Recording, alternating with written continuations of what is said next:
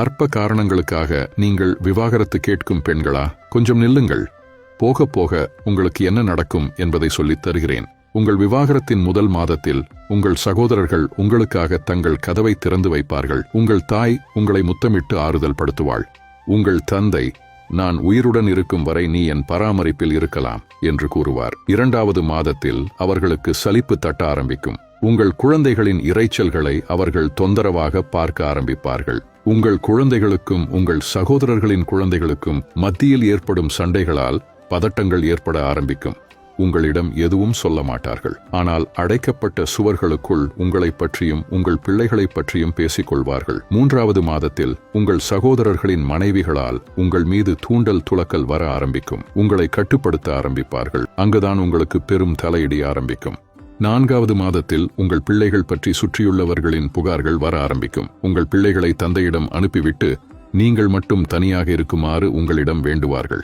5வது மாதத்தில் உங்களுக்கும் உங்கள் சகோதரர்களின் மனைவிகளுக்கும் இடையே வாய்ச் சண்டைகள் தொடங்கும். நீங்கள் சுற்றும் முற்றும் பார்ப்பீர்கள். உங்கள் கணவருடன் வாழ்வதை விட நல்வாழ்வு கிடைக்கும் என்று உங்களுக்கு உறுதியளித்தவர்கள் அனைவரும் வாய்மூடி இருப்பதை காணுவீர்கள்.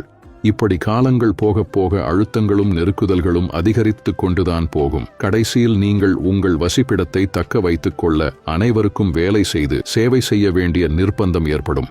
உங்களுடன் உங்கள் உற்றார் உறவினர்கள் பழகும் விதங்கள் சற்று மாற்றமடைய ஆரம்பிக்கும். அவர்களின் பெண்களை உங்களுடன் பழக அனுமதிக்க மாட்டார்கள். கோபப்படாதீர்கள். நியாயம் அநியாயம் எல்லாம் ஒரு பக்கம் இருக்க, இன்றைய சமூகம் விவாகரத்தானவளை ஒரு மாதிரியாகவே பார்க்கிறது. இதனால் நீங்களும் உங்கள் பிள்ளைகளும் தனிமைப்படுத்தப்படுவது போன்று உணர்வீர்கள். உங்கள் மன அழுத்தம் அதிகரிக்க ஆரம்பிக்கும்.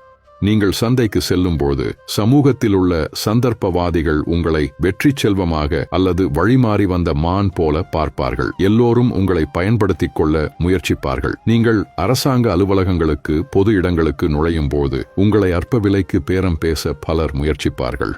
உங்களை உடலாக மட்டும் பார்க்கும் பெண் பித்தர்கள் பதிவு செய்யப்படாத திருமண உடன்படிக்கைக்காக உங்களை அழைப்பார்கள். ஏனெனில் அவர்களுக்கு முழுமையான வாழ்க்கை துணையாக நீங்கள் தேவையில்லை, பகுதி நேர துணையாக எதிர்பார்ப்பார்கள். இதனால் உங்கள் உணர்வுகள் கண்ட இடங்களில் மிதிக்கப்படும். உங்கள் பிள்ளைகளின் வாழ்வு இன்னும் சீரழிய ஆரம்பிக்கும்.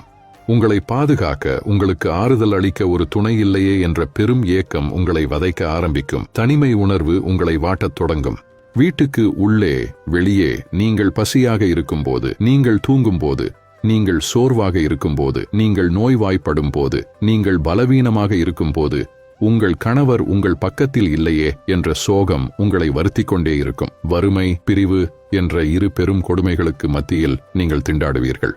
ஆகவே விவரமற்ற தாய், தோழிகள், ஆலோசகர்கள் மற்றும் இரகசிய காதலன் போன்றோரின் பேச்சை கேட்டு உங்கள் வாழ்க்கையை அழித்துக் கொள்ளாதீர்கள். நீங்கள் விவாகரத்து கேட்கும்போது அனைவரும் உங்களுடன் நிற்பார்கள். உங்களை உண்மையாக நேசிப்பவர்கள் மட்டுமே நீங்கள் சேர்ந்து வாழ வேண்டும் என போராடுவார்கள். இது அற்ப காரணங்களுக்காக ஆவேசப்பட்டு விவாகரத்து கேட்கும் பெண்களுக்கு மாத்திரமான பதிவாகும். ஆனால் தங்கள் மானம், மரியாதை மற்றும் மார்க்கத்தை காத்துக்கொள்ளவும் மனித மிருகங்களுக்கு வாழ்க்கைப்பட்டு விடுதலை தேடும் பெண்களுக்குமான பதிவல்ல. இந்த பதிவை நீங்கள் ஆதரித்தால் அனைவருக்கும் அதிகம் பகிருங்கள்.